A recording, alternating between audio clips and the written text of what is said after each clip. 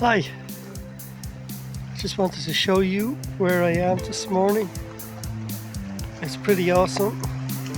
It's a beautiful morning, and this is my view. So I wanted to talk a little bit more about the Adam and Eve story, and my reason for that is I never actually knew the entire story of Adam and Eve, and it's only since I began talking about the Adam and Eve story with a very simplified look at who they were that I decided I better either read this story in its entirety or at least listen to an audiobook. And so I've been listening to an audiobook lately, read from the Bible, and man, these two people went through hell. And Satan, or the serpent, remained in their life for a long time, until in fact they killed themselves and God raised them up. So their story is really one of being harassed by the greatest narcissist of all time, which of course was Satan. And that brings us back to who we are in our own mind. We can feed the good wolf or the bad wolf. When we feed the bad wolf, we're feeding sin. We're feeding that part of ourselves that isn't good. And we behave like Satan. And when the Bible is talking about Satan, that's exactly what it's talking about. It's talking about the evil that lives within us, the evil that everyone is capable of doing,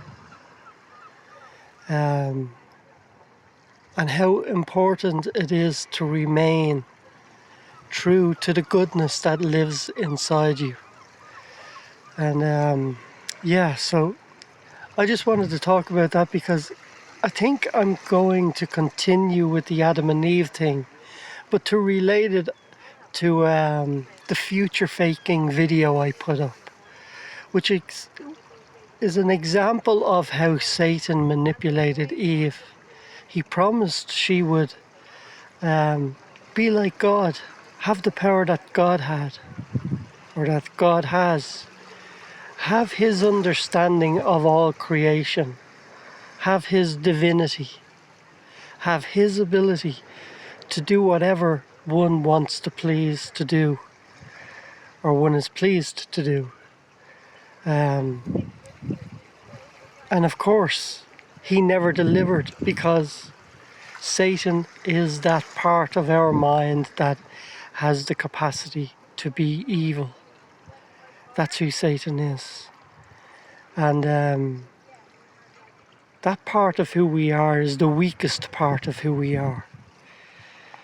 And whether or not Satan actually arrived in Eve's life, or Satan was the negative part of her mind that was acting out in a way that was against God's will, it doesn't really matter. What matters is that we found a name for this behavior, and Satan works fine. So I think it ties in well with the future faking, and it also ties in with trauma. Because what Satan did on the day he deceived Eve was he stole the truth away from Eve. He told her lies, and when he told her lies, that meant he was stealing the truth away. When he told her lies and fooled her or seduced her into doing or into going against God's will, then he murdered her innocence. So he's a liar and a thief, and he stole the truth away through his lies, and he murdered her innocence. And this is who Satan is. And Satan is the biggest narcissist of all time. So when we create realities that are not real, like the reality of the little boy who wanted to go to Disneyland, and his father manipulated him into believing he would go by telling him, "Hey, I know a little boy in a blue jumper going to Disneyland," knowing his son was wearing his favourite blue jumper, and then pointed out the window at the neighbour who had the same jumper getting into the car to go to Disneyland with his father. A cruel, cruel theft of trust. The stealing away of hope from a child. The stealing away of trust from a child.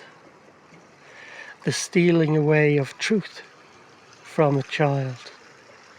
So that the father could take pleasure in the child's suffering. And that's Satan. Satan is the great promise that never comes to fruition.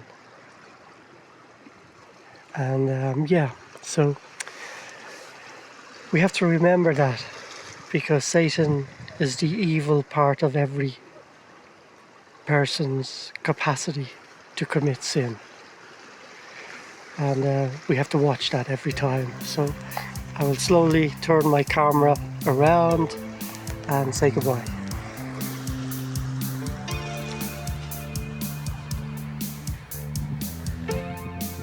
Thank you for watching. See you soon. One last look.